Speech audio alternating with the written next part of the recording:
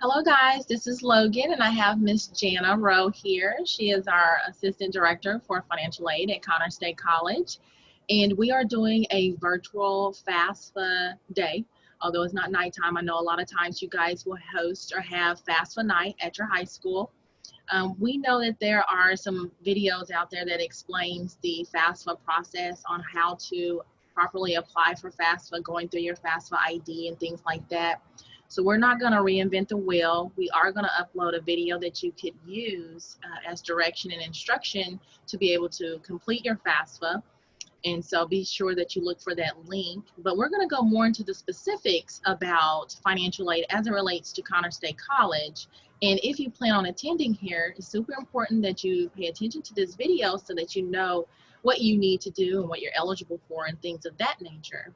As you know, October 1, financial aid or FAFSA is open. So now you can go in and basically submit your information so that you can see if you are able to get awarded any money. This is where you're going to learn more about your Oklahoma Promise and things of that nature. So Miss Jana, she's going to go into some details. We're going to do a Q&A here, and if you have any questions, concerns, or anything like that, we will include our email addresses once we post the video, and you can respond or email us, and we will hopefully be able to get back with you within a short time frame and get your questions answered. So Ms. Jana, thank you for being here today. And I want to go into a step-by-step process for a student starting out as an incoming freshman. What do they need to do? Coming in as an incoming freshman, first thing you want to do is fill out your FASFA application. It's a free application online. You can do it on studentaid.gov. Is actually the new website that you can actually fill out your FAFSA on. They've combined several websites into one. You need to make sure you have your parents' 2019 tax return information. It would be beneficial to have a parent with you filling it out if it's your first time to do this, as you will have to include their information on there, so it's easier if they're right there with you to get this done. Yourself, as well as one of your parents, will need to create a what is called a FSA ID and password, which will allow you to electronically sign the FAFSA for yourself as the student and then for the parent as well. And now you can't, a lot of times students will try to use the same email to create both the student ID and password and the parent. It has to be two separate emails because they're both attached to the information as far as date of birth, social security number, those things. So like I said, it's beneficial to have a parent there with you, especially if it's your first time, so that you both can get these things done in a timely manner and then get your FAFSA submitted on time. Okay, and can you go into a little bit more detail about Oklahoma Promise? I know the students are supposed to apply for it at an earlier age, but sometimes they get confused like, oh my gosh, I'm a senior now. Where do I go to get that Oklahoma Promise stuff at? So how does that work? So while you're going to school, they say that between your 8th grade year through your sophomore year is the window to actually apply for Oklahoma Promise. They don't typically say until you're a senior, once your paperwork is actually submitted to the state, that you are an eligible student to receive those funds. So you don't actually know officially until you're a senior and they've received your official high school transcript and they've double checked the income again in your senior year. So by the time you're graduating at the end of May is usually when you have to turn that information in. A lot of times your high school counselors are supposed to turn in your final transcript to the state office for that one official review to make sure you are going to get those funds. So you want to double check with your counselor, make sure things are done on time by the deadline so that you don't lose those funds. Oklahoma Promise pays for tuition. So it's for 5 years after you graduate high school or bachelor's degree. So you get it until you reach one or the other. So you want to utilize that extra assistance while you're going to school as much as you can. And even if you take classes in the summertime, we still give Oklahoma Promise for the summer. So you don't just get it fall and spring. If you're taking any courses in the summer, the institution will request Oklahoma Promise for you for the summer. I will tell you that Oklahoma Promise does not pay tuition for non-credit bearing classes. So if you're having to take a zero level course like a math class, for example, they will not fund tuition for those courses any longer. As long as it's a credit bearing course that will get you towards completing your degree, then the financial aid office can bill them for those hours. Awesome. So that's really good information. That kind of leads me into state aid. Um, what grants are available, and when's the best time? I know October 1 is when it opens, but when's the best time to kind of have a higher percentage or a chance to receive that? Okay, so what we say in our financial aid office here at Connor State College, and I've heard it said by other colleagues at other institutions, the best window to fill out your FASFA to qualify for additional state aid, such as OTAG, which is one of the ones that we give here at Connor State, is October 1st through December 1st is the best window to try to qualify for that extra grant. And as a full-time student, it is $500 a semester. So if you're enrolled 12 hours or more, you're considered a full-time student, and we can give you that extra $500 as long as you meet the qualifications for that. If you are enrolled in less than 6 hours, you don't qualify for OTAG. You have to be in at least 6 hours or more to qualify for that. Filling out your FAFSA during that window of October 1st to December 1st. And then also, you have to qualify for not full Pell, but you have to be Pell eligible to where you're getting the majority of your funding paid for with Pell. So they actually say if you look up the stipulations for OTAG online or through the state regent's website, that your EFC, which is that estimated family contribution number, has to be 1,700 or less to qualify for OTAG. So it needs to be 1,700 or less, and filling out your FAFSA between October 1st and December 1st should get you that extra funding. I will say this. Every year, the state regent's office also, they will extend the deadline past December 1st, but they have to wait to find out what their budget looks like. So and they don't usually tell us that until later on. So some students will get lucky, and if they extend it past the deadline, we just get to assist that many more students. Right. So, but to be safe, October 1st through December 1st would be the best window. And share with the students, what is your EFC? EFC is, so when you fill out your FAFSA and you input your parents' information, tax information, household size, it is the computed number that the FAFSA application comes up with that tells us as administrators how much you qualify for in grant money versus student loan money. So it's called your estimated family contribution. So it's what your family is putting in towards your assistance for schooling versus what the financial aid office can do. So that number has to be 1,700 or less in order to qualify for OTAG. So. And sometimes if your number is 0, that really means that you're eligible for something. Yeah. And here at Connor State, we do have a lot of our students who are full eligible. So we don't really have that issue, but that's really what it says in the policy is it has to be 1,700 or less. And I can express to anyone that is contemplating on coming to Connors, and of course you're going to have to fill out your financial aid regardless of what college you plan on going to, but sometimes we have students that are at the last minute, they decide on, oh, I want to go to Connors, and man, tell us, Jana, they've missed out on a lot of money, haven't they? Yes. Their EFC could be 0, they could be eligible for certain things, but if that money is gone, then it's gone. So don't wait to the last minute. I always encourage people to apply to at least a minimum of 3 colleges, 1 community, 1 university, and then something that's kind of in between.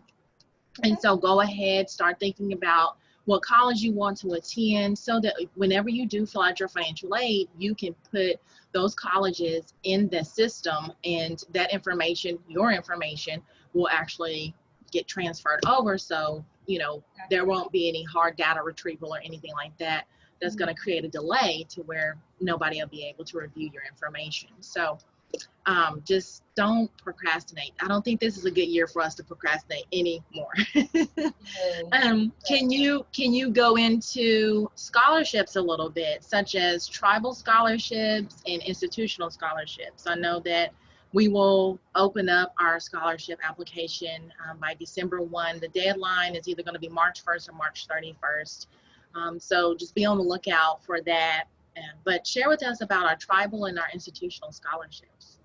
Okay, so if you are starting with tribal scholarships, so if you are a student who receives assistance through your tribe, Cherokee Nation, Chickasaw Nation, Creek Nation, a lot of times we have students come into our office here at Connors, and there's a form we have to fill out for them called a financial needs analysis that determines and tells them how much you're eligible for with financial aid. Grant wise, anything that you can get with our office. And they also request what is called your student aid report. So filling out your FASFA is very important for travel scholarships because they want a copy of that student aid report, which is a summary of your FASFA. They want to see what you're eligible for, if you're grant eligible, what that amount looks like, and then that financial aid needs analysis that goes with that. It's just an additional document that tells them exactly what they need to know. And that's what they use to determine how much your scholarship is going to be on a semester by semester basis. Our institutional scholarships, our office here at Connors State handles our Regent scholarships, which is actually a tuition waiver based on your ACT score and your GPA. So be on the lookout for the updated applications for the new year, probably by December 1st, just like Logan was stating a few minutes ago. And then deadlines will be either March 1st or March 31st. It'll tell you on the application where to submit that, but for Connors State College, you'll submit that here to the financial aid office and here on the Warner campus, or you can mail those in. But even if you're not thinking about attending Connors right now, but maybe here in a few months, things change. You don't want to miss out on those opportunities because once the deadline comes and goes, there's not a lot of wiggle room in there to try to get anybody an additional application. So you want to get it done by the deadline so you don't have to worry about not missing out on something. Yeah, so go ahead and apply to Connors. Our application portal is open, and we'll start sending out acceptance letters pretty quick but you need to first apply to the college that you plan on attending so that whenever you fill out your financial aid and you're receiving this tribal award, you have proof of acceptance, because a lot of times they're going to need either an acceptance letter or some type of verification of enrollment or registration to verify on your behalf that you are attending that college, because they're not necessarily going to just send you a check. They're going to more so apply it to your account at that college that you plan on attending. So that's why it pays to work ahead of time. And like I said, if you're still on the fence, don't worry about that part yet. Just go ahead and apply to these colleges and get the ball rolling, because it becomes a lot. A lot of things get thrown at you at the last minute. There's documents that you need to start looking for, your CDIB card. Some students come in, they don't know their social security number, and it's like, okay, you got to get in touch with your parents, so that you can get this information. You go from being 17 and being a minor to all of a sudden turning 18, and now you're responsible for everything, and it's like, oh, I don't know what to do. So we're here to help you in that process, but you do have to start preparing to find those documents and have access to your information. Let's see, we talked about scholarships, state aid, things like that, but let's, I guess, address the elephant in the room, COVID-19 and the pandemic and the situation that has put a lot of our families in. I don't know if you've dealt with a lot of students coming in with income changes and things like that, but what do we share with our students going forward and coming in as an incoming freshman this fall about their parents' income and if it's been drastically affected because of the pandemic? Sure. What we typically do in our office is we actually call Anything as far as doing any kind of change or looking at doing a change on a student's account, we actually call it what's called a professional judgment. So the student would provide their tax information to us. So as an incoming freshman for fall of 2021, you would provide your 2019 taxes and then your 2020 taxes. So we could look at the income changes. We could see what the difference was. You'd also have to provide documentation as to what happened if it was a COVID related situation, how long they were out of work, your parent was out of work, that sort of thing. So it's not a guarantee, but we can definitely look to see what we could do to assist the student to get them more assistance versus what their FAFSA might say up front. Yeah. Okay. Well, that's good to know, because we don't want to prevent anyone from bettering themselves and seeking out education. So Right. honestly, guys, we're here to help, and I can't stress that enough, because sometimes I feel like people kind of put themselves in a box and they think that they already know the answers to the questions that they've never even asked a professional. So we want you to come in and ask us so that we can better assist. It's a case-by-case thing. It is. You may have to provide a little bit more paperwork, a little bit less, but feel free that you can come talk to us and tell us what the situation is. We don't want you to be scared to ask those questions. Right. Definitely, if it's something we can help you with, then come see us, call us, email us, because we want to be able to assist you as much as we can. Awesome. So let's switch gears a little bit. Let's talk about students' living arrangements, because we understand that the traditional setting, living with your parents and things like that, is not always the case. So guardianship status, the legalities associated with that, being homeless, what are the justifications and things like that? So let's first start out with guardianship status. Okay, so if a student is actually in a legal guardianship, or they were by the time they were the age of 13, then they are actually considered an independent student. If that student can provide to the financial aid office, whether they're attending Connor State or another institution, they can provide legal documentation of where they became in a guardianship of a grandparent or an aunt or an uncle, then they're considered independent. So they're not required to list grandma and grandpa's income or aunt and uncle's income. It would just strictly go off them. Now, if they didn't file in the year that it's requesting, so 2019 for the upcoming year, that's okay. They can still list on their FAFSA. They did not file, provide the required documentation, and then they should receive financial aid assistance with no issue. Okay. And I have some other questions over here. Let me see. What happens if a parent has legal guardianship of them, but the student doesn't have any contact with the parent? How does that work? Will the student still need the legal guardianship? Yeah, so they just don't live with the parent, basically. Even if it would still be the same type situation. If it's a legal guardianship and they have the paperwork that they can still provide, they're still considered an independent student. So even if they don't have contact with that person anymore, that's okay, because they should be the age of 18 at that point. They can still provide that and still be considered an independent student for financial aid purposes. Okay. And so if it's just a kid that moves out at the age of 16 and they were with their parents, but now they're living with their auntie, will they need to get their parents' income information? It just depends on if they voluntarily moved out when they turned the age of 16, or if there was a situation that happened in the household as to why they moved out and they live with their aunt or a friend of something of that nature. They would definitely want to contact our office so that we could talk to them about what they need to provide to us to show what they're doing now, where they're living, if they're supporting themselves currently.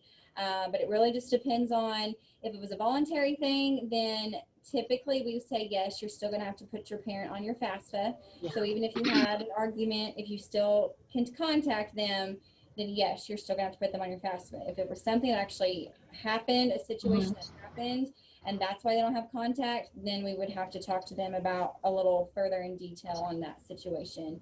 And those things are just a case by case, because everybody's situation is a little bit different. And what about foster care? What if you're staying with someone on behalf of being a foster child? Foster care, one of the questions on the FAFSA does ask, are you or were you in foster care? They should have documentation that they can provide to our office that has the time they became a foster child. And in that case, it's kind of the similar as a guardianship. If they can provide that to us, the FAFSA will see them as an independent student, and so will the financial aid office, as long as they provide the proper documentation to reflect that. Okay. And I also had another question, and guys, these are questions from other people, so they're really wanting to know, can we address if a student is homeless? How do we care for them and make sure that they have their information in? So homelessness is determined about 3 different ways. And so I would say, so that's another thing, that it's not black or white, like it's a gray area. So case by case, the easiest thing for them to do would just be to contact our office and speak with one of our counselors to find out the best action to make sure they get assistance or how to fill out their FAFSA. Right, right. Well, I feel like if you can figure out what category you fall into, when you do call us, just share with us what you've learned from watching the video, and we'll be able to go into more depth and let you know what documentation we will need from you. Plus, you can always visit with your high school counselor, and we can make contact that way as well. So these are all some good questions, Jana, and I just want to kind of open it up. Do you have anything else that you would like to include for students coming in as incoming freshmen to Connor State College? I would just say that if you are needing any kind of assistance filling out your FAFSA, if you feel like you're not sure you're doing it the right way, or you're not getting the help that you think you should get, you don't have to wait till you become a student here at Connors. You can always contact us now. Even if you don't become a student here at Connors, our office, we're always welcome to help get that done with you. If you have any questions, just feel free to contact us by phone or by email, and then we can assist you the best way that we can. I have one more thing. It just came to me. For students that have a child, Okay. can you share with me, are they independent, or would they be a dependent, or how does that work? So a student who has a dependent of their own, it's another one of those case by case things. If they had income showing, or they could provide income that they show they've provided for that child, if they get any kind of assistance like WIC, TANF, SNAP, housing assistance, if they could provide that information to our office that shows this is how I support my child, then yes, they would be considered independent. On the other hand, if they're still living at home with mom, because mom's helping take care of the student as well as the child, and maybe mom is providing more assistance to the child as far as groceries, clothes, things of that nature, then they would actually probably be considered dependent, because they're still depending on that parent to help them along with what their needs are in addition to the child. Right. So one of those, they would have to contact us, let us know how it's going for them, and then we'd better make a determination based on that information. Yeah. Well, this is all good stuff, so I'm excited for our students. Please, guys, don't procrastinate. Don't wait till the last minute. Start communicating with us now so that we can build that relationship, and we can let you know as things are moving forward what your steps include and how to make sure that you're not going to miss any stringent deadlines or anything like that. So we're not going to bore you any longer. We're not going to be able to cover everything in this video, but we just kind of wanted to let you know we're here and let you know what the baseline is to getting started with our financial aid process. So anything else, Jana? Are you good? I think I'm good. All right, guys. So that's it. Connor State College, building futures one at a time.